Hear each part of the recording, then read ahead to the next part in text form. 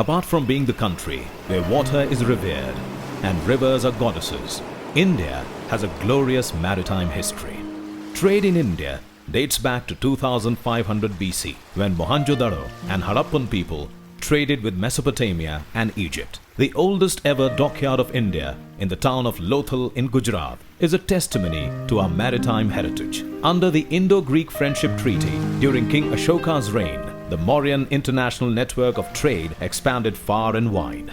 In order to facilitate greater trade with the neighboring countries, King Ashoka constructed many waterways, roads and canals. India's riches lured countless explorers, for even Columbus, who went on to discover America instead. Such was the magnetic appeal of India's maritime trade. In the present context, India is one of the most progressive maritime nations of the world, owing to its many maritime advantages. India is the 16th largest maritime country in the world. Its silvery coastline runs over 7,517 kilometers. Connecting to important shipping routes, India has 12 major ports and 187 non-major ports. About 90% of India's trade by volume and 70% by value are moved through maritime transport. India's container trade is growing at 6.7% per annum, faster than the global average of 5.4% over the past 10 years. Tonnage of Indian ships has crossed 10 million, with potential for more investment. With a cargo traffic of more than 1 billion tons per annum, apart from the numerous ports that help facilitate trade and transport, India's inland waterways, spanning 14,426 kilometers, also offer immense potential for maritime development.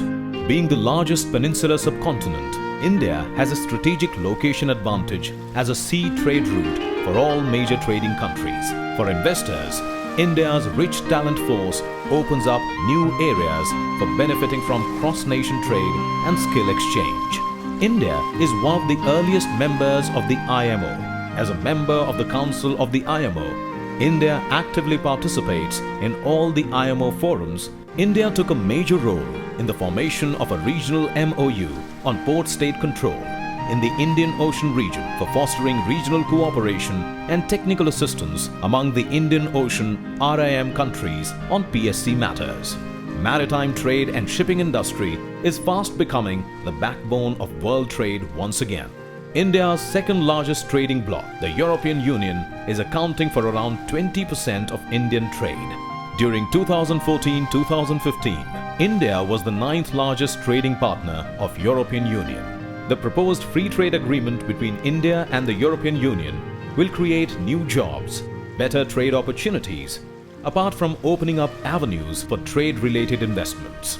Year on year, the Indian shipping industry has been growing, backed by a robust growth of Indian economy that's seeing more liberalization, higher industrialization, technological growth, free trade, and increasing number of technically skilled manpower.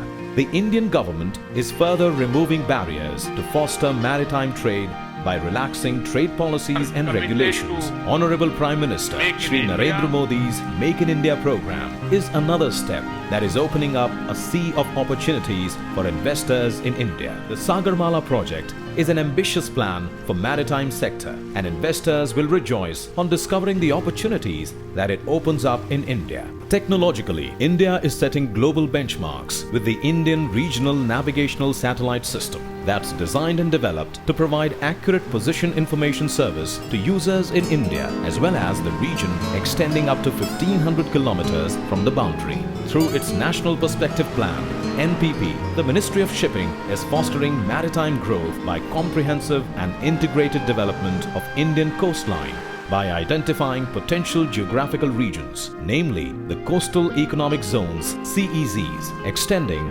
300 to 500 kilometers along the coast and 200 to 300 kilometers across inland waterways. The National Waterways Bill 2015 was introduced in Lok Sabha by the Minister of Road Transport, Highways and Shipping, Shri Nitin Gadkari. The bill identifies additional 101 waterways as national waterways. The government plans to provide facilities and concessions to the investors by building terminals and ports. Apart from the trade avenues, there's immense potential in fisheries sector and cruise tourism in India, especially in the islands of Andaman, Nicobar and Lakshadweep. We invite you to invest in marine-rich India and explore the ocean of opportunities and benefits to your advantage. And the right time to anchor in India is today and now.